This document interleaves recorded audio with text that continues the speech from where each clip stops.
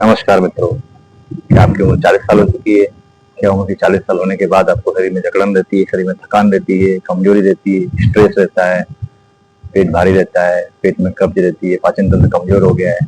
अगर इस समस्याओं से पीड़ित हैं तो ये वीडियो आपके लिए बन रही है हमारे साथ में। आज हम बात करेंगे 7 योगासनों के बारे में।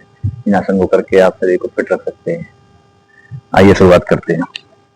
सबसे पहले हम बात करेंगे ताड़ासन के बारे में। ताड़ासन के लिए शरीर को सीधा स्ट्रेट देकर खड़ा हो जाना है।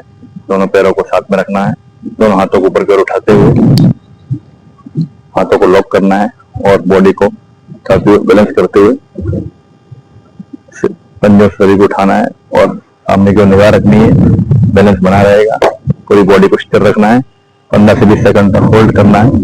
कोशिश करनी है बैलेंस बना रहे। तो धीमे धीमे सांसों को छोड़ते हुए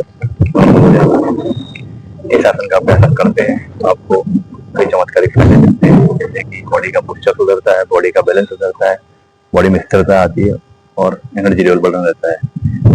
अब बात करते हैं अगले अभ्यास के बारे में। दूसरा अभ्यास है वज्रासन। दोनों पैरों को मोड़ते हुए जमीन पर सीधे बैठ जाना है। निगाह सामने रखनी है। कमर को सीधी बनाए रखना है। श्वसन तंत्र को मजबूत बनाने में यह आसन बहुत लाभकारक है। यह आसन को आप रेगुलर 2 से 3 मिनट तक कर सकते हैं। खाना खाने के पश्चात इस आसन करने से कई बेनिफिट्स मिलते हैं।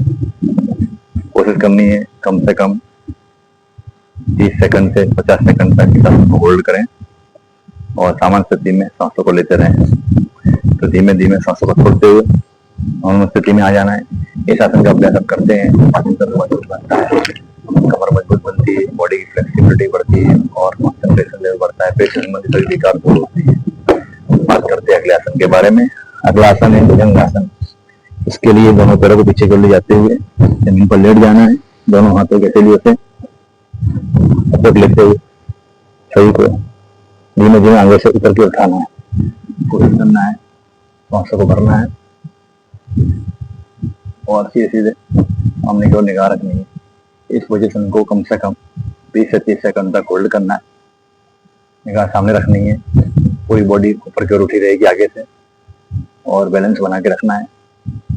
सांसों को सामान्य स्थिति में लेना है। धीमे धीमे सांसों को छोड़ते हुए नॉर्मल हो जाना है।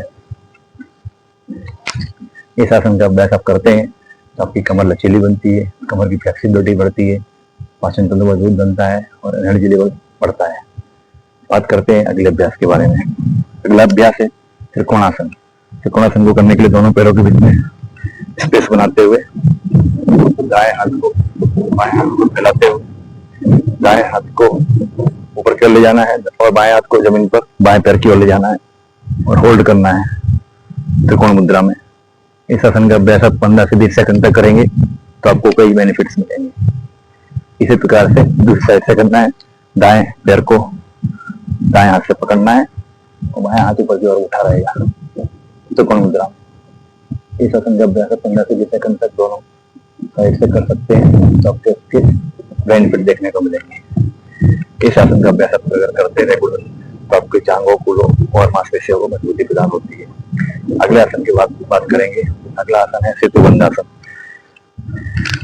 इस आसन को करने के लिए जमीन पर लेट जाना है।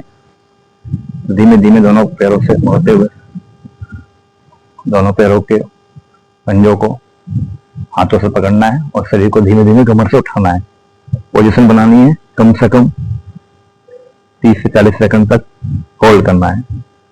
सांसों को सामान्य स्थिति में लेना है। पोजीशन बना के रखनी है।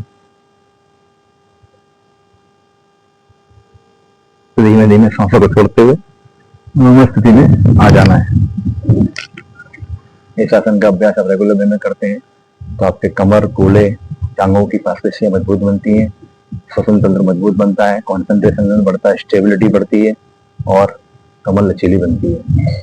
अगला आसन है श्वासासन।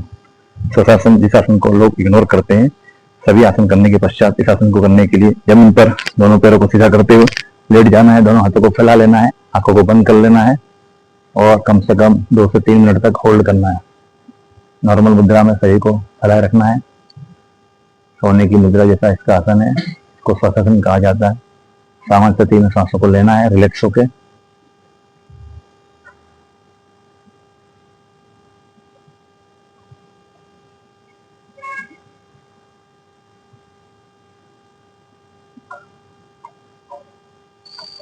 फिर धीमे धीमे सोते हुए शरीर को नॉर्मल स्थिति में आ जाना है।